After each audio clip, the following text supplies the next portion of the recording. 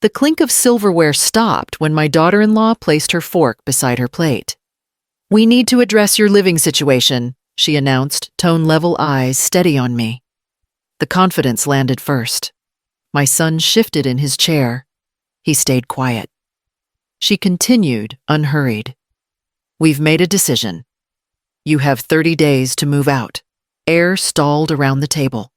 Someone's glass hovered, then lowered. No one reached for food. I held her gaze. 30 days. A nod.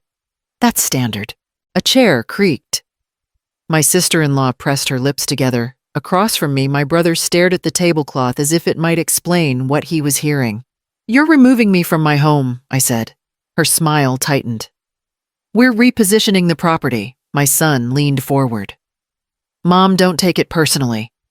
She slid her hand over his forearm, claiming the moment. "We already contacted a moving company," she added. "They had an opening. I didn't want you scrambling." A whisper reached me from my niece's side of the table. My name, soft apologetic. "This is business," my daughter-in-law went on. "Renovations, higher-end tenants. The units need to reflect the market." "On Easter," my brother murmured. She didn't turn. "Clarity doesn't wait for holidays." My son nodded once like he was approving a budget line. "This will be good for you. A fresh start." I folded my napkin and placed it beside my plate. "You planned this," I said. "Of course." Her chin lifted. "It's our investment property." Investment. She let the word do the work. "She's lived there a long time," my sister-in-law offered, careful. "Which is why it's time," came the reply. "Comfort can be limiting." Comfort. That was the story she told herself. I reached for my phone. She noticed immediately and straightened. "I can forward the movers' information. They're reasonable. We'll cover the first hour." The screen lit. One tap, then another. My son frowned. "Mom." "I'm checking something," I said. Her patience thinned. "There's nothing to check. We own the building." My thumb moved again. The app opened without ceremony. Silence gathered. No one spoke. No one breathed loudly. I didn't look up. I didn't rush. I let the numbers load, the record settle, the name appear exactly where it had always been. The shift happened before anyone understood why. The story you are about to hear is a work of fiction created by the Her Shadow Channel team based on real-life situations to convey lessons about family emotions and human values. All characters and events are illustrative. The moment passed, and the table slowly found its voice again. Not warmth. Structure. My daughter-in-law resumed where she'd left off, directing the room with small movements of her hand. Plates to the left. Coffee after we clear. Dessert comes out together. People followed without question. They always did. She turned to my sister-in-law. "You'll love what we're doing next quarter. We're tightening the portfolio. No more sentimental decisions." My sister-in-law smiled politely. "Sounds ambitious." "It has to be," she replied. "At our stage, comfort is a liability." Her eyes drifted back to me. "Not sharp, assessing. And you," she continued, as if we'd been in the middle of a conversation, "are still in Riverside, right?" "I am." A pause, then a soft hum of disapproval. "That area used to be promising. It still is." She waved it away. "It's transitional, not ideal long-term, especially at your age." My son shifted again. "She likes it there. That's the problem," my daughter-in-law said. "Liking something isn't the same as planning for the future." Someone laughed lightly. It sounded like agreement. My brother leaned over. "Riverside has changed." "Yes," she replied, "but not in ways that attract the right tenants." Tenants. The word carried weight here. She turned to the end of the table. "We've been very disciplined. Properties that don't perform get corrected." Corrected. Another word that did too much work. I lifted my glass. "It's a quiet neighborhood." "For now," she said. "Quiet doesn't scale." My niece met my eyes, then looked away. The conversation shifted to renovations, market timing, appreciation curves. Numbers floated past, spoken confidently, carelessly. I listened.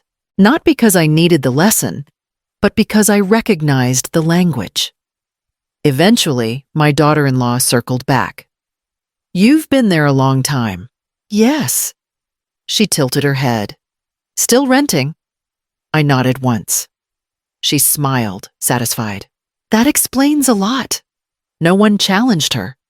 Not when authority had already been assigned.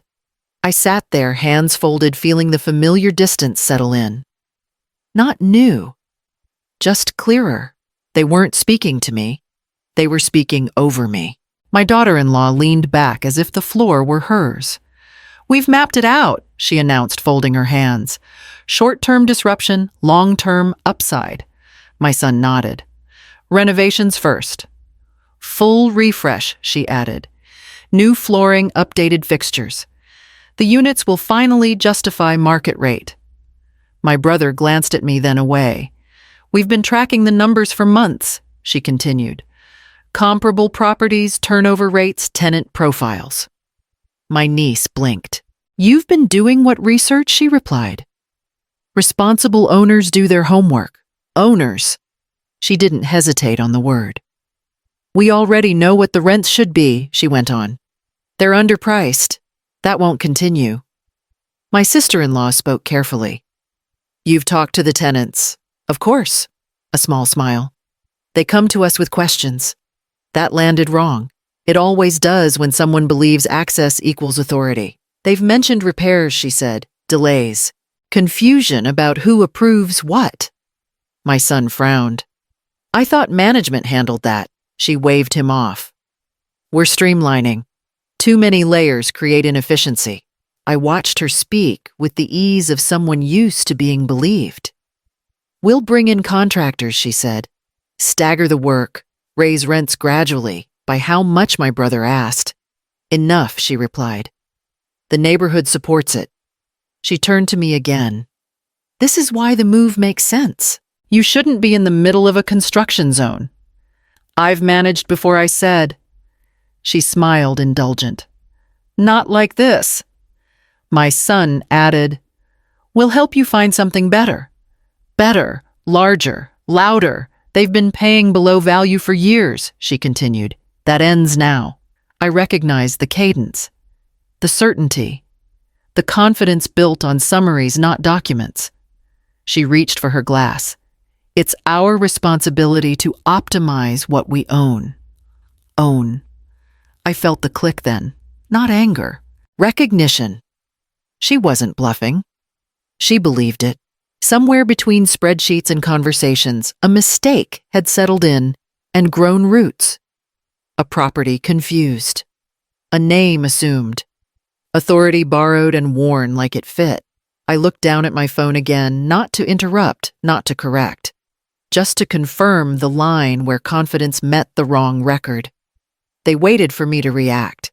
I felt it in the stillness, in the way eyes lingered, in the way my son's shoulders tightened, as if bracing for a scene. This was the part they understood. Raised voices, wounded pride, a woman my age losing control in public. I did none of that. I set my phone face down and looked at my daughter-in-law. "Remind me of the address." Her smile stalled. "What?" "The address," I repeated.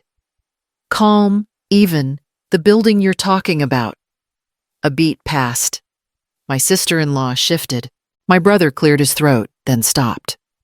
My daughter-in-law straightened. "Why does that matter?" "It helps me follow along." My son leaned in. "Mom." "It's not." She cut him off with a glance. 742 Riverside Avenue. The words landed heavier than she expected. I nodded once. 742. She watched me carefully now. "Is there a problem?" Around the table, conversation had evaporated. No forks moved, no glasses lifted. "You're sure?" I said. 742. "Yes," she replied, sharper. "We reviewed everything. Closed recently." 2 weeks ago. My niece's eyes flicked between us. I unlocked my phone again. Slowly. Not to provoke, to verify. My daughter-in-law exhaled. You don't need to look anything up. We have professionals handling this. I'm sure you do. My brother frowned. Why are you asking about the address? I didn't answer him. My attention stayed where it belonged. My daughter-in-law's voice softened the way it does when someone thinks reassurance will restore control. You're overwhelmed. That's understandable. The screen finished loading.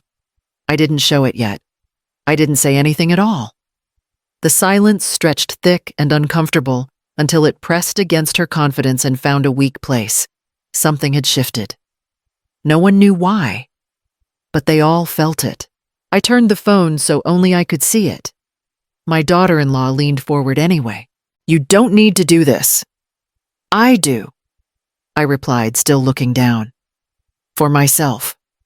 My son's voice came out thin. Mom, let's just talk about options. The option you offered was 30 days, I said. I'm confirming the timeline. She crossed her arms. We've been very clear. The app finished loading.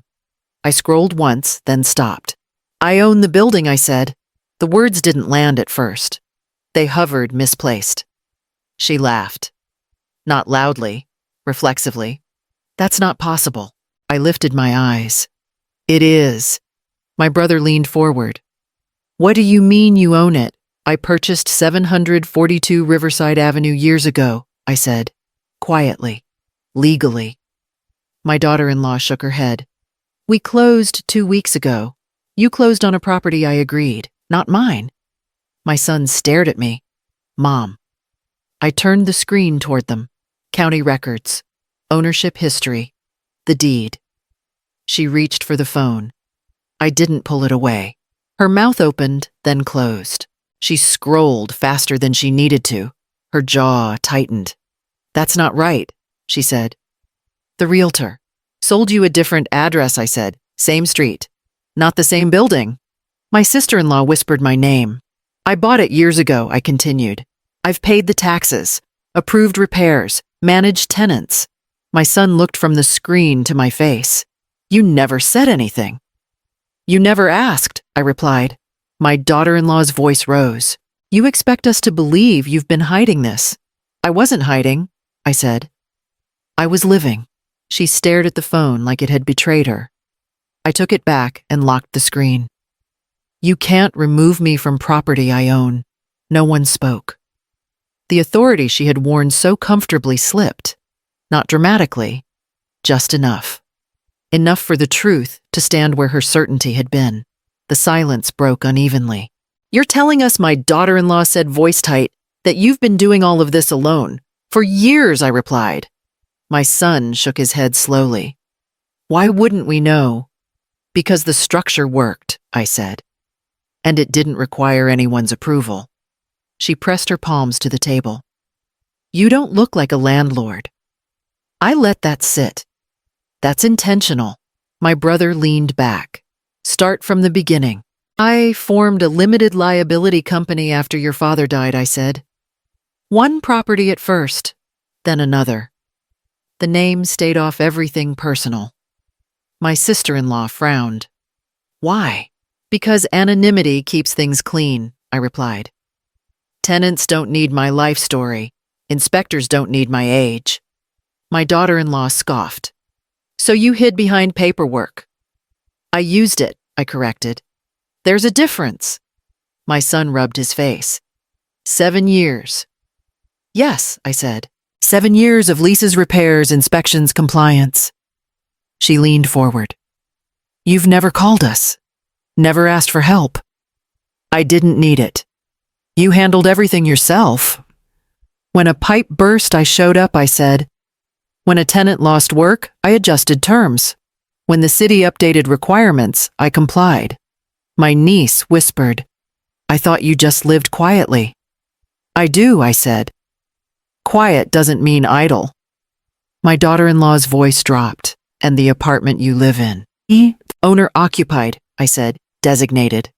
No rent paid. She stared. So all this time, I repeated. My son looked at me like he was seeing a stranger. You drive that old car. It's paid off, I said. Reliable. No reason to replace it. You never wanted more, I wanted control, I replied. And peace. She laughed once brittle. So we built our plans on nothing. You built them on assumptions. The room absorbed that. I gathered my phone again, not defensively. Finished.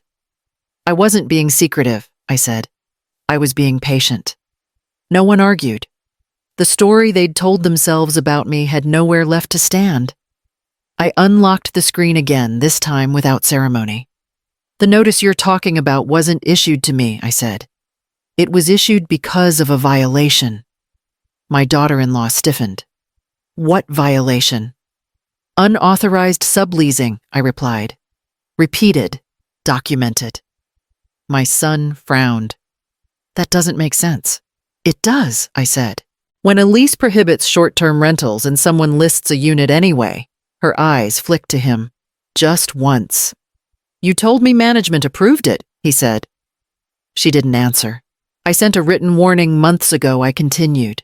It was ignored. Then a second notice. Still ignored. My brother leaned forward. You sent notices. Yes, I said. Quietly. Legally. My daughter-in-law's voice rose. That wasn't addressed to us. It was addressed to the occupant responsible, I said. That name is on the lease. My son's face drained of color. You mean me? Silence pressed in. You listed the spare room without permission, I said. Collected money off the books. Increased where? Complaints followed. He stared at his hands. It was temporary. That doesn't change the terms, I replied. My sister-in-law covered her mouth.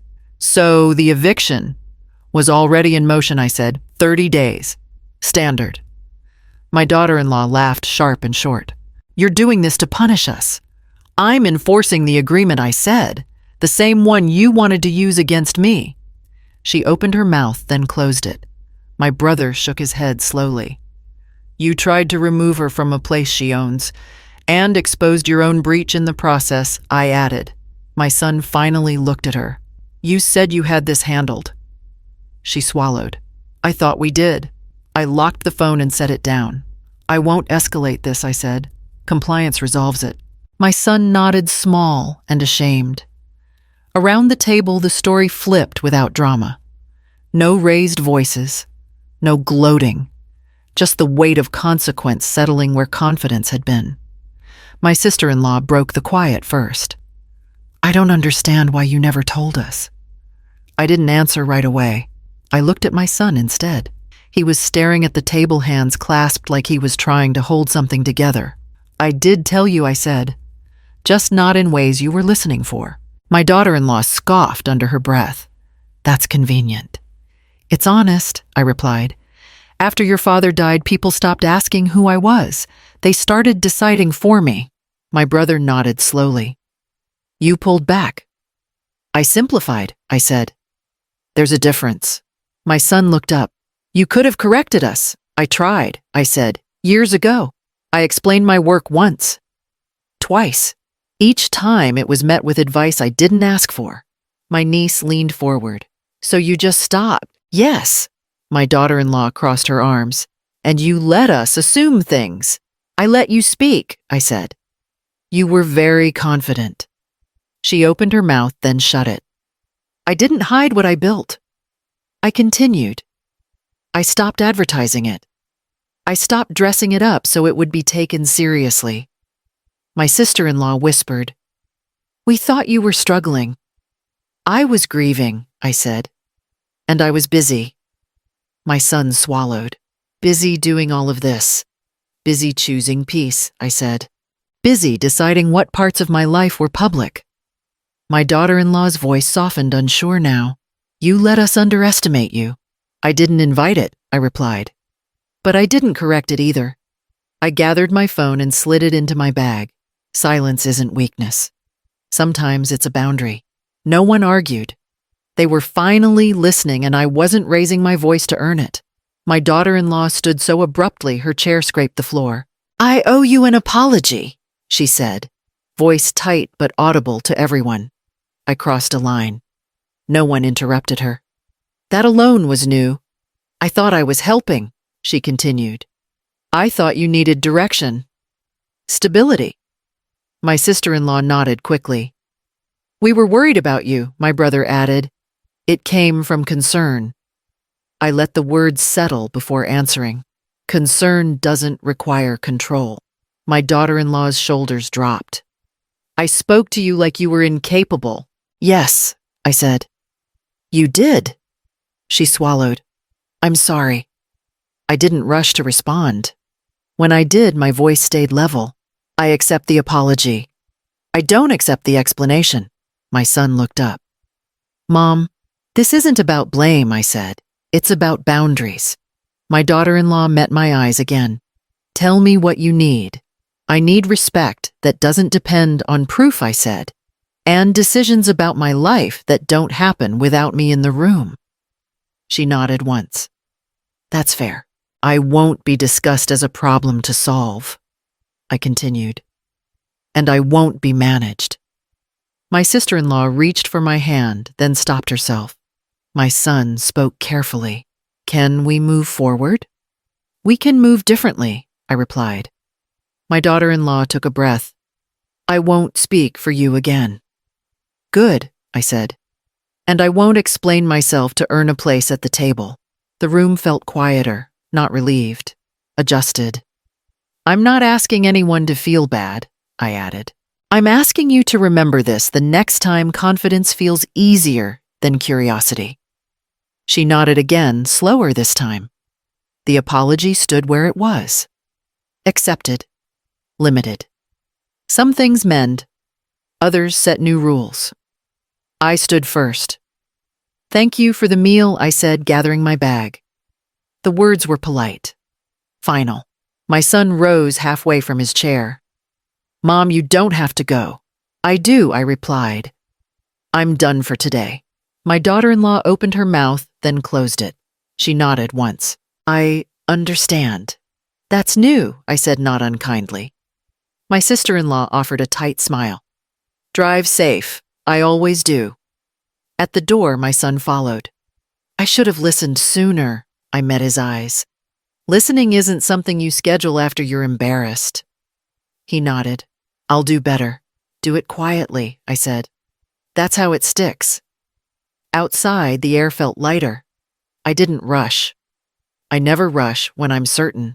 My phone buzzed as I reached the car. From my daughter-in-law, I crossed a line today. I won't again.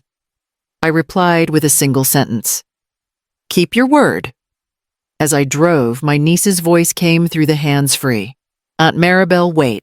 I'm listening. I want to learn, she said. Not the money part. The way you did it without asking permission. You start by choosing your pace, I said. And you don't apologize for it. I'll come by next week. Call first, I said. She laughed, relieved. At a light, my phone chimed again, this time from my son. We'll talk soon. When you're ready, I replied. I turned onto the street I knew best. Familiar addresses passed without ceremony. Places I'd held together with patience, paperwork, and attention. No one waved. No one needed to. I hadn't won by raising my voice or shaming anyone. I hadn't taken anything from them. I'd left with what I came in with, my name, my boundaries, my life intact. And that was enough.